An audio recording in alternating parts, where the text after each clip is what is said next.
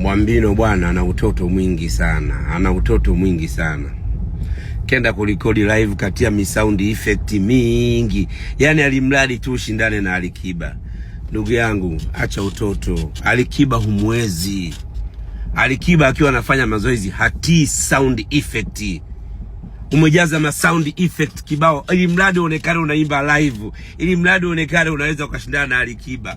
Punguza huo upumbavu ndugu yangu. Wanayekushauri, hebu jaribu kutafuta watu ambao watakuongoza katika jambo. Usishindane na mtu kama Alikiba kwenye kuimba live Mwambino.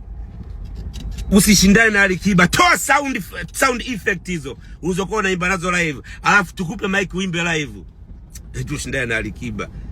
Wewe unajisumbua. Walishindwa vigogo. Hao watu wa Marekani kina Rakeli walishindwa, walinyosha mkono kwa Alikiba.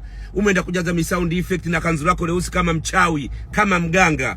Punguza huo upumbavu. Uweze kushindana na Alikiba. Alikiba ni kama tsunami.